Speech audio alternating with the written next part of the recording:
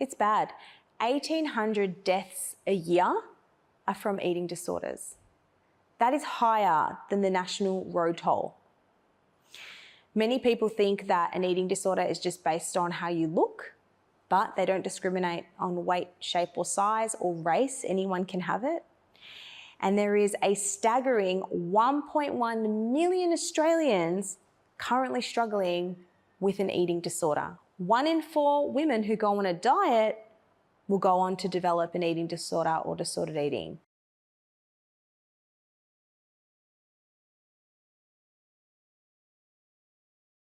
My name is Stephanie Giorgio and I'm a clinical psychologist, published author and public speaker. It wasn't always good for me. I struggled with an eating disorder for 9 years.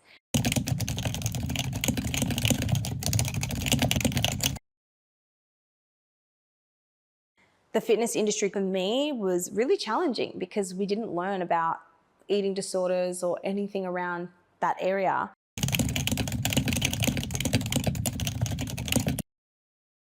Back in my day, eating disorders were not spoken about. There was a lot of stigma, a lot of shame, and diet culture was normalized. It was normal to be on a diet. Everyone was praising each other for losing weight. Women from everywhere would be training together, reducing their calories together, and that was just the norm.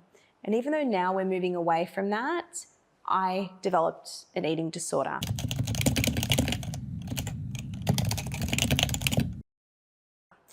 And I would binge, I would purge, and I didn't know how to deal with it.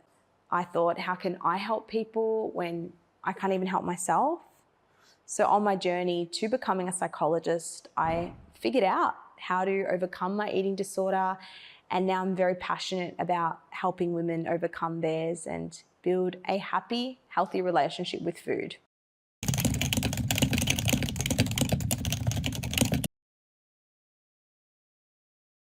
Eating disorders have many causes, but most often we see it run in families, upbringing. From a young age, we're often taught, don't cry, have a lollipop. This is how emotional eating begins. And not all emotional eating is bad. There's nothing wrong with having some ice cream.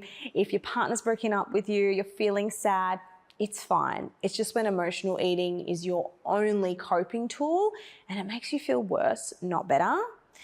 Another thing is the media. We were raised in a society where we attribute thinness to happiness.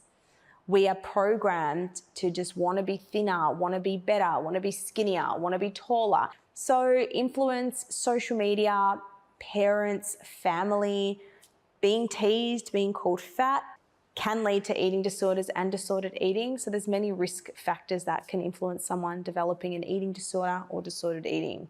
Many people think if I lose the weight, then everything will be fine. But if this has been your story for most of your life, you're always thinking about food, always thinking about your body, you have this desire to change, you over-evaluate your appearance, and it takes up a lot of your mental real estate, that's usually a sign that it is a problem. Yes, people can have goals, people can prefer to eat vegetables and fruit, that's fine, but it's all about how does this affect me mentally on a consistent basis. I often get asked, oh, where's the line between loving yourself and disordered eating or having no discipline? And the line is, where is this coming from? What is my intention? Am I eating because I hate myself, or am I able to eat this burger and not feel guilt and enjoy it? So it's really about how does this food make me feel and what's my intention behind this decision?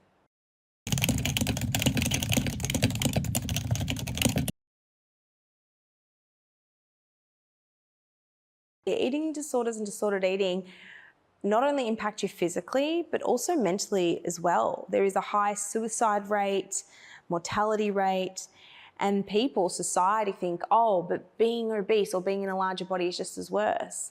However, health is so subjective, right? And many people rely on this BMI, but the BMI is not an indicator of health. It doesn't take into account muscle mass. It doesn't take into account your cholesterol. So there's so many different measures of health other than your size. So I think it's really important we bring it back to what does health mean and what does that mean for you?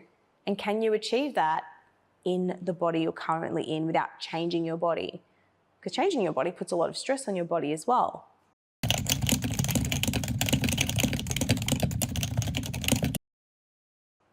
There's a huge problem in society where if you're not sick enough, you often don't get treatment or you don't get seen by the medical system. But then if you're functioning, but food is controlling your life on a day-to-day basis, again, then you're not sick enough. So there's this weird sort of middle place of women who have dieted their whole life, struggle with binge eating, have bulimia, that don't know where to get help.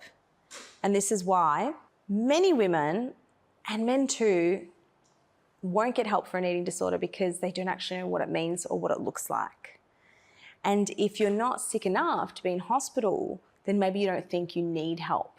But if food preoccupies your mind, your time, you think, I have to lose weight, I'm not good enough, if you're purging, if you're taking laxatives, it's important to get help. Because people think I have to change my body in order to like myself. But it's actually the opposite.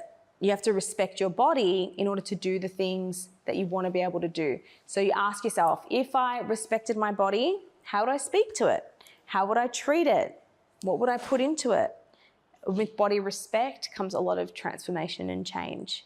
Food is not the problem. It's your thoughts about the food. If you ate a donut and said, that was delicious, you would move on with your day. But it's the rumination and the judgment and the shame that we put on that food decision that keeps us stuck in this vicious cycle. And then because we feel bad, we try to compensate, we exercise, we diet the next day, we take laxatives, we purge. I was one of those people. I was one of those people in the middle that was functioning, I had a job, but I couldn't stop thinking about food and this desire to change my body. So we teach strategies to help people calm their nervous system, bring their brain back online so they can make more informed decisions about what they want to do that's in line with their values.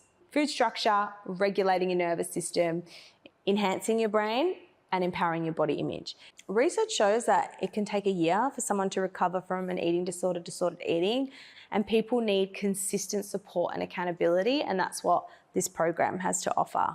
The Women's Fitness Academy has been amazing. I love that they promote body diversity, learning and education first. It really is something I've never seen before, and I'm so grateful to be a part of it.